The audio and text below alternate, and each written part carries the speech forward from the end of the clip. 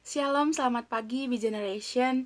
Semoga kalian tetap sehat-sehat aja ya di rumah. Walaupun hari ini kita masih dalam kebaktian online, tapi gue yakin kalian tetap ngerasain hadirat Tuhan di rumah. Sebelum memulai kebaktian kita hari ini, mari kita berdoa. Tuhan Yesus, terima kasih atas semua berkat yang telah Engkau berikan pada minggu ini. Tuhan, hari ini kami akan memulai ibadah online kami. Tuhan berkati untuk kami, supaya kami tetap merasakan hadirat-Mu sepenuhnya, walaupun kami tidak ke gereja. Tuhan berkati kami, jadikan kami anak yang luar biasa, dan jadikan firman hari ini untuk tetap menguatkan kami ke depannya. Dalam nama Tuhan Yesus, kami sudah berdoa. Amin.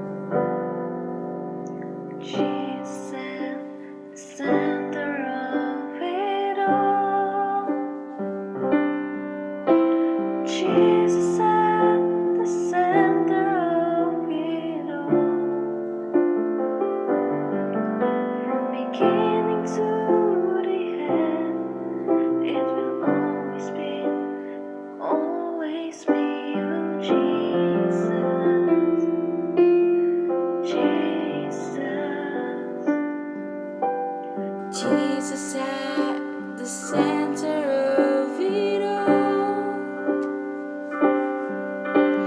Jesus at the center of it all.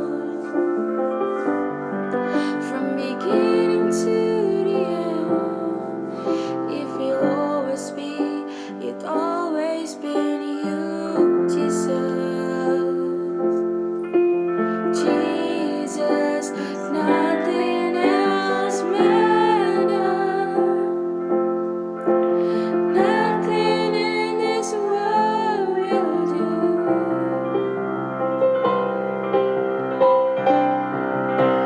Jesus, you're the center, and everything revolves around you. Jesus, you at the center of it all.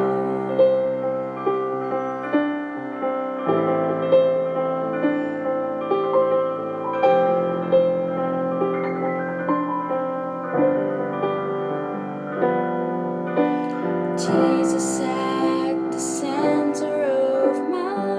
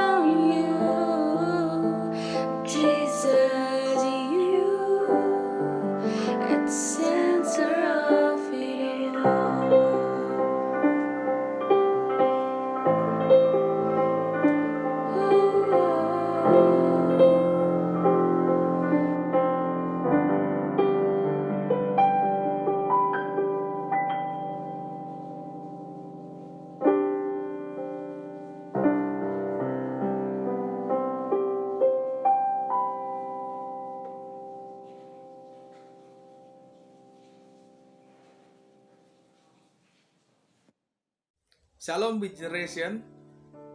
Saya percaya setiap kita tetap aman dalam perlindungan Tuhan. Dan itu bisa kita nikmati dengan pembacaan firman Tuhan pada hari ini. Dan kita akan belajar bersama-sama di dalam firman Tuhan yang diambil dari Matius pasal 15 ayat 21 sampai dengan ayat yang ke-28. Ayat 21 saya akan bacakan buat teman-teman semua sampai dengan ayat 28. Nanti kita akan coba bahas ayat per ayat dan kita akan melihat apa yang Tuhan ingin kerjakan dalam kehidupan saya dan saudara. Kita mau lihat ayat 21. Lalu Yesus pergi dari situ dan menyingkir ke daerah Tirus dan Sidon. Maka datanglah seorang perempuan Kanaan dari daerah itu dan berseru, "Kasihanilah aku ya Tuhan, anak Daud, karena anakku perempuan kerasukan setan dan sangat menderita." Tetapi Yesus sama sekali tidak menjawabnya. Lalu murid-muridnya datang dan meminta kepadanya, "Suruhlah ia pergi, ia mengikuti kita dengan berteriak-teriak." Jawab Yesus, "Aku diutus hanya kepada domba-domba yang hilang dari umat Israel." Tetapi perempuan itu mendekat dan menyembah dia sambil berkata, "Tuhan, tolonglah aku." Tetapi Yesus menjawab, "Tidak patut mengambil roti yang disediakan bagi anak-anak dan melemparkannya kepada anjing." Kata perempuan itu, "Benar Tuhan, namun anjing itu makan remah-remah yang jatuh dari meja tuannya." Maka Yesus menjawab dan berkata kepadanya, "Hai ibu, besar imanmu, maka jadilah kepadamu seperti yang kau kehendaki." Dan seketika itu juga anaknya sembuh. Puji Tuhan, dari pembacaan firman Tuhan ini, saya bisa mengambil sebuah hal yang begitu menarik tentang iman. Anak-anak Big Generation, kita melihat bahwa kekristenan tidak bisa lepas dari sebuah keyakinan. Karena itu Paulus pernah bilang, "Sebab aku memiliki keyakinan yang kokoh akan Injil." Itu artinya Paulus sedang memberikan hidupnya untuk mempercayakan sepenuhnya kepada Sang Penciptanya. Dan dia beralih dari orang yang tidak mengenal Tuhan menjadi orang yang mengenal Tuhan lewat perjalanan hidupnya. Sehingga Paulus dengan kuat, dengan lantang, dengan berani dia menyatakan, "Aku memiliki keyakinan yang kokoh." Nah, teman-teman Big Generation, keyakinan yang kokoh itu harus diletakkan dalam kehidupan kita secara pribadi, yaitu dengan landasan iman percaya kita kepada Yesus Kristus. Nah, dalam kisah ini kita bisa melihat perjuangan dari seorang perempuan Sirofenisia. Hari-hari ini mungkin teman-teman sedang mengalami berbagai macam hal dalam hidup saudara. Dalam hidup saudara, dalam kisah-kisah yang mungkin sedang dialami, fenomena-fenomena yang sedang dialami, memasuki musim-musim kehidupan yang sedang dialami. Tapi saya percaya langkah-langkah iman yang kuat akan menentukan langkah-langkah iman kita untuk terus berharap kepada siapa yang menolong kita, yaitu kepada Yesus Kristus. Nah, teman-teman, pada ayat yang 21 di sini kisahkan bahwa lalu Yesus pergi dari situ dan menyingkir ke daerah Tirus dan Sidon. Jadi rupanya Yesus sudah mendengar, sudah mengetahui secara kalahannya. Dia mengetahui bahwa ada seorang yang membutuhkan pertolongan, membutuhkan mujizat di dalam hidupnya. Dan saya percaya Tuhan bukan hanya sekedar menyingkir, meninggalkan satu tempat ke tempat lain, desa ke desa lain, tetapi Yesus menyadari bahwa ada agenda Tuhan bagi orang yang akan dijumpainya. Nah, rupanya saudaraku dikasih Tuhan, kita lihat ada berbagai macam langkah-langkah yang ingin Yesus ajar, yang ingin Yesus berikan contoh kepada setiap pribadi kita. Bahkan kisah perempuan ini, bagaimana sebenarnya iman itu harus didasarkan, iman itu harus dikenal di dalam kehidupan kita secara pribadi. Yang pertama, perhatikan baik-baik ayat 22. Ketika Yesus mengetahui ada yang membutuhkan, maka datanglah seorang perempuan Kanaan dari daerah itu dan berseru. Nah, datang seorang perempuan dari daerah itu dan berseru, "Kasihanilah aku ya Tuhan, anak Daud, karena anakku perempuan kerasukan setan dan sangat menderita." Pertanyaannya simpel, dari mana perempuan ini bisa tahu bahwa Yesus adalah Sang Penyembuh? Rupanya dia mendengar dari informasi orang-orang sekitar. Dia pun bisa melihat berbagai macam mujizat, kesaksian-kesaksian yang orang-orang alami ketika mengalami perjumpaan dengan Tuhan. Teman-teman dikasih Tuhan, pendengaran akan Tuhan akan meningkatkan iman kita. Buktinya apa? Buktinya perempuan Sirofenisia ini. Nah, perempuan Sirofenisia atau perempuan Kanaan ini, dia mendengar bahwa Yesus adalah seorang tokoh yang dapat menyembuhkan, sehingga dia datang menghampiri Yesus dan mengatakan, kasihanilah aku ya Tuhan, katanya. Anak Daud, karena anak perempuanku itu kerasukan setan dan sangat menderita. Wow, ini langkah iman yang sangat luar biasa. Kenapa? Ketika dia belum 100% mengenal, dia hanya mendengar tentang siapa Yesus, dia langsung percaya sepenuhnya bahwa dia adalah sumber kehidupan, bahwa dia adalah sumber mujizat dan kesembuhan. Teman-teman dikasih Tuhan, apa yang Yesus lakukan pada ayat berikutnya? Yesus melakukan satu hal yang sangat menarik pada ayat 23. Dia bilang begini, tetapi Yesus sama sekali tidak menjawabnya. Ini hal yang lumayan unik, saudaraku. Kenapa? Karena pada ayat yang ke-22, ketika orang-orang banyak-banyak disembuhkan dan perempuan ini mendengar tentang karya Kristus, perempuan ini datang langsung menjumpai Yesus. Tetapi ketika dia menaruh pengharapannya kepada Tuhan, pada ayat 23 dia bilang gini, tetapi Yesus sama sekali tidak menjawabnya. When God is silent. Kenapa Tuhan tidak menjawab? Kenapa? Why Tuhan? Kenapa Tuhan tidak menjawab permintaan dari seorang perempuan Sirofenesia ini? Kadang-kadang dalam kehidupan kita, teman-teman, kalau saya ambil sebuah benang merahnya, ada masanya di mana Tuhan tidak menjawab sama sekali doa kita. Apakah kita tetap percaya atau tidak kepada Dia? Dalam pergumulan kita, dalam pengharapan kita, dalam tekanan-tekanan yang kita alami, dalam situasi yang luar biasa menghimpit hidup kita, dalam kesendirian kita, kadang-kadang kita menaruh pengharapan, Tuhan, kenapa hidup saya seperti ini? Tuhan, kenapa ada penyakit dalam hidup saya? Tuhan, kenapa kok setiap musim hidup saya kok nggak beres-beres? Dan kita terus menaruh pengharapan, keyakinan kepada Tuhan. Tetapi ada kalanya, kadang-kadang kita berpikir bahwa seperti ayat ini, tetapi Yesus sama sekali tidak menjawabnya. Kita pernah berpikir bahwa, kok kenapa sih Tuhan nggak jawab doa saya? Kok kenapa sih Tuhan gak pernah merespon saya? Apakah saya berdosa? Kadang-kadang kita menuduh diri sendiri, mengintimidasi diri sendiri. Dan itu hati-hati, karena tipu muslihat iblis adalah pencuri datang untuk mencuri, membunuh, dan membinasakan. Yang pertama mencuri saudara, mencuri sukacita saudara, mencuri sukacita pengharapan saudara kepada Tuhan. Karena itu ketika poin pertama tidak dijawab, apa yang dilakukan oleh perempuan ini? Perempuan ini rupanya lanjut ayat selanjutnya. Lalu murid-muridnya datang dan meminta kepadanya, suruhlah ia pergi, ia mengikuti kita dengan berteriak-teriak. Saya percaya beberapa hal yang saya baca, bahwa perempuan ini ketika gurunya tidak menjawab permintaan daripada perempuan Sirofenesia, maka si perempuan ini datang kepada murid-muridnya. Tujuannya apa? Tujuannya supaya dia mendapatkan keyakinan agar murid-muridnya menyampaikan langsung nih kepada gurunya. Guru, tolong dong. Harusnya gitu kan murid-muridnya. Guru, tolong dong, ada seorang yang sangat membutuhkan pertolongan. Guru, tolonglah untuk nyatakan mujizat buat perempuan ini karena anaknya begitu menderita. Tetapi apa yang direspon, apa yang dilakukan oleh murid-muridnya? Murid-muridnya malah bilang sesuatu yang tidak pantas sebetulnya. Kenapa? Karena dia bilang begini, suruhlah ia pergi, ia mengikuti kita dengan berteriak-teriak. Malah bilang ke gurunya, kepada Tuhan Yesus, Tuhan, ini orang nih susahin kita nih, usir aja. Gak usah lah kasih mujizat, usir aja. Nah, kadang-kadang gini teman-teman, ketika pengharapan kita dilandaskan pengharapan kita kepada Tuhan, tapi rupa-rupanya Tuhan tidak menjawab doa kita, seberapa sering sih kita mencari jawaban daripada orang lain, meminta pertolongan kepada orang lain, menaruh pengharapan kepada orang lain. Rupa-rupanya kita pernah mengalami, terutama saya pernah, ketika doa saya tidak dijawab oleh Tuhan, seakan-akan Tuhan diem, silent, dan saya tidak punya kekuatan apapun, lalu saya mencari solusi untuk mencari pertolongan kepada manusia. Dan betul Alkitab mencatat bahwa terkutuklah orang yang mengandalkan manusia.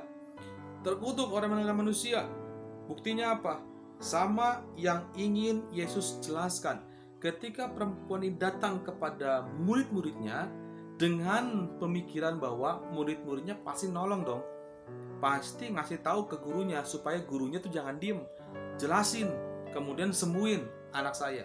Tetapi ketika si perempuan ini sudah give up nih, Tuhan kok nggak jawab doa saya?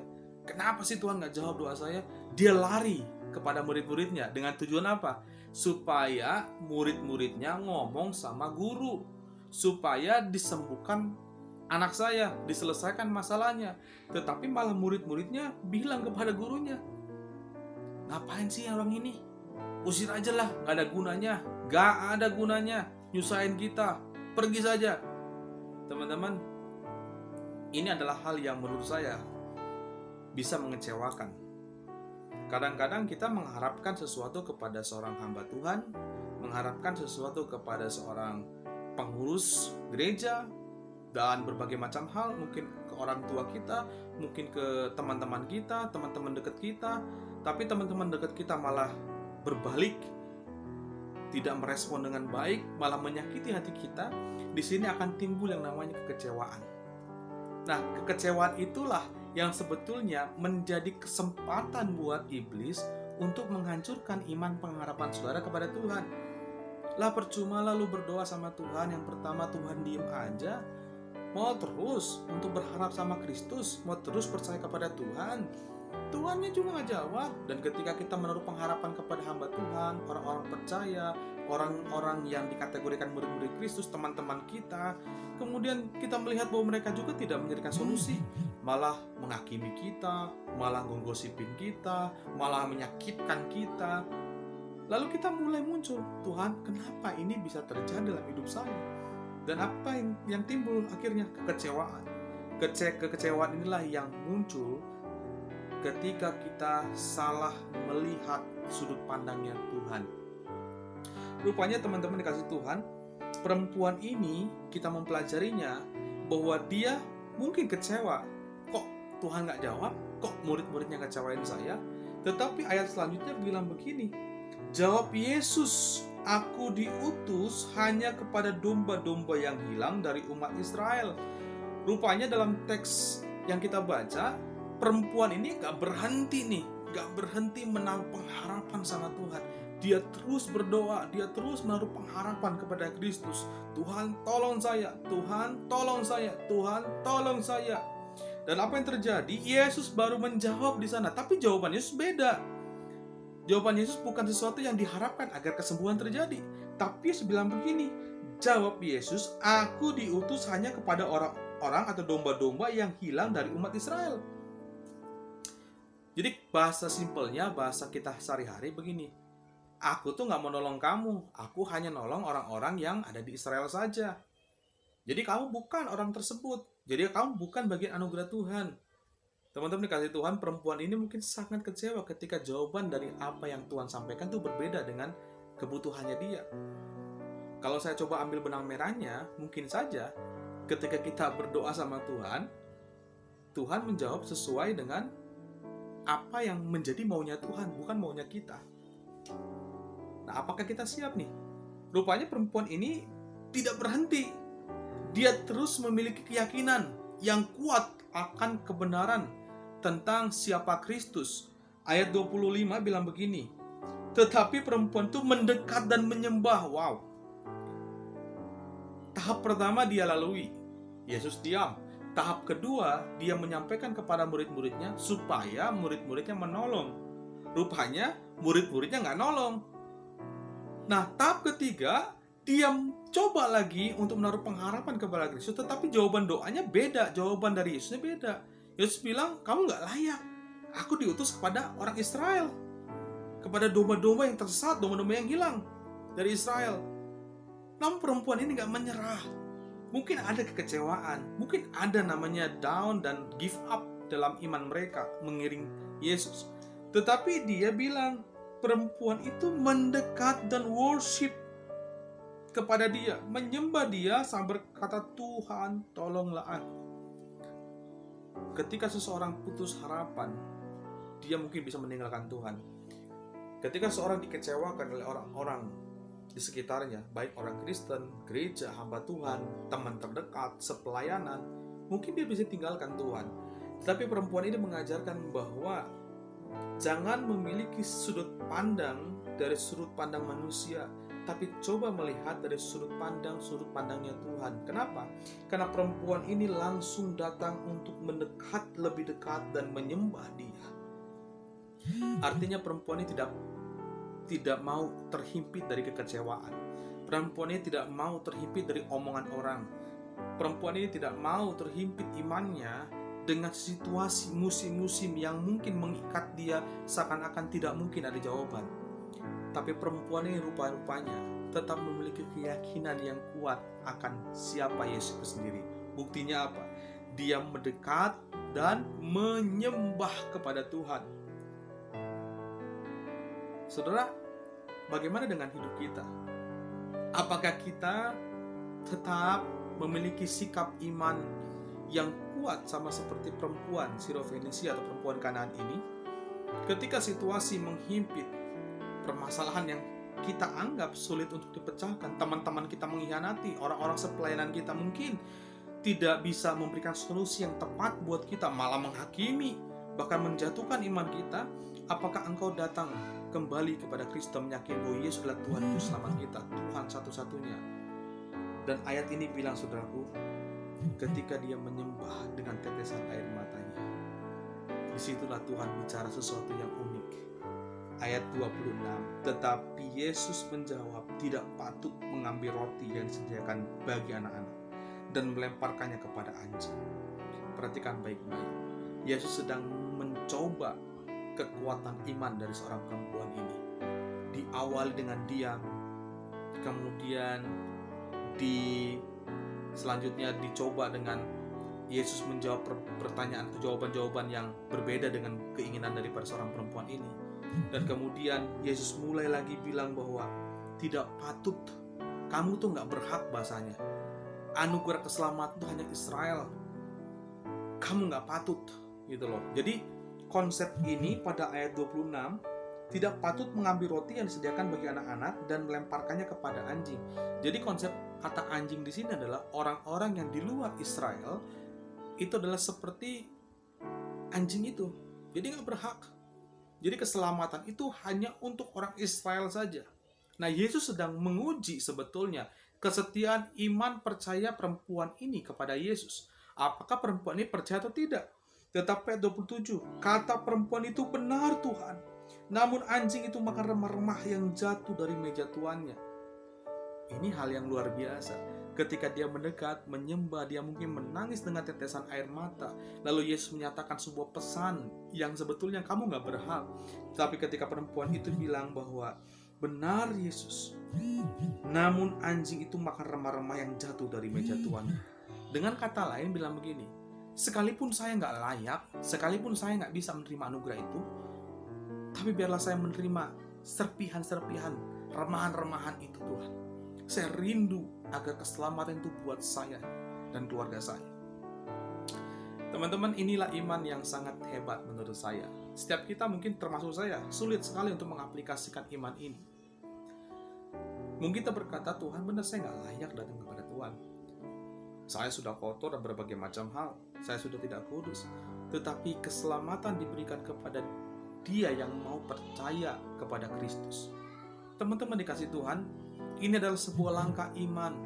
Kalau hari ini kita mengalami yang namanya situasi yang sama, mungkin kita bukan hanya anak kita yang mengalami penderitaan, mungkin kita sendiri yang mengalami penderitaan, bukan hanya sakit penyakit, tapi berbagai macam hal. Kita dikucilkan, kita dihina, kita mungkin mengalami hal-hal yang seperti yang kau anggap bahwa itu tidak ada jalan keluarnya lagi. Tapi kondisi yang mengimpit saudara itu bisa memberikan saudara lemah di dalam iman. Tapi percayalah kepada Tuhan bahwa kita dilayakkan karena anugerah Tuhan itu sendiri. Bukan karena kuat gagah kita, tapi karena anugerah Tuhan yang memampukan kita untuk tetap survive menjalani hidup ini. Dengan apa? Dengan kita betul-betul meyakini kepada siapa kita percaya. Paulus menyatakan itu. Aku memiliki keyakinan dan aku percaya kepada siapa yang aku percaya. Kepada Kristus Yesus sebagai Tuhan dan Juru Selamat setiap kita. Teman-teman Be Generation, dan perempuan ini memiliki sebuah keyakinan yang kuat yang begitu melekat kepada Kristus. Maka ayat 28, Yesus menjawab dan berkata kepadanya, "Hai ibu, besar imanmu, maka jadilah kepadamu seperti yang kau kehendaki." Dan seketika itu juga anaknya menjadi sembuh.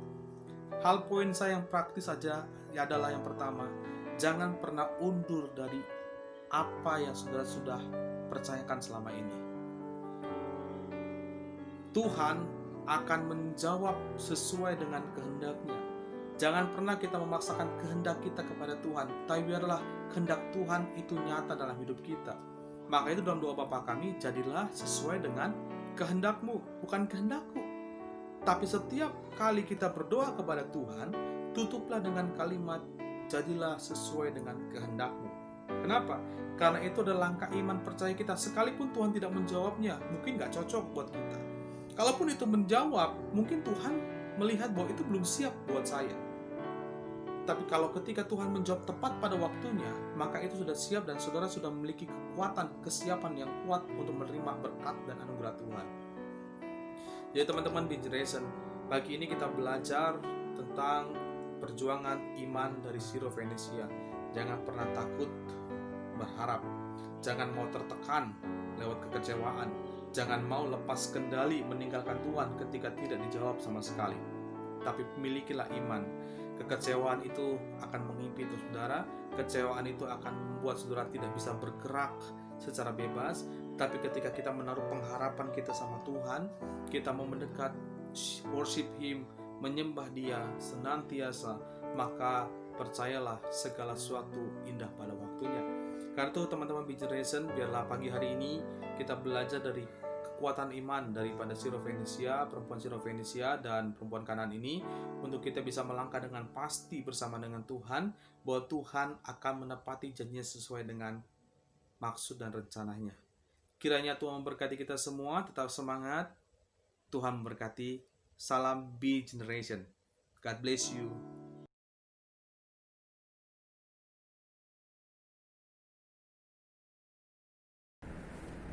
Mari rekan-rekan PRPK yang dikasihi oleh Tuhan, setelah kita beribadah kepada Tuhan, kita mau arahkan hati untuk menerima berkat Tuhan. Mari tadahkan kedua tangan, saudara-saudara sekalian, kita mau terima berkat Tuhan. Tuhan memberkati engkau dan melindungi engkau. Tuhan menyinari engkau dengan wajahnya dan memberi engkau kasih karunia. Tuhan menghadapkan wajahnya kepadamu dan memberi engkau damai sejahtera. Oleh sebab itu, kekasih-kekasih Tuhan, sekarang terimalah berkat, rahmat anugerah dari Allah Bapa kita, cinta kasih sayang penyertaan putranya Tuhan kita Yesus Kristus, dan persekutuan damai dengan Roh Kudus, kiranya terus tinggal menyertai kita sekalian mulai saat ini sampai Maranatha Tuhan Yesus datang kedua kalinya, bahkan sampai selama-lamanya. Demi nama Tuhan Yesus Kristus kami berdoa, kami mengucap syukur, terima berkat-Mu. Haleluya. Mari yang percaya sama-sama katakan amin.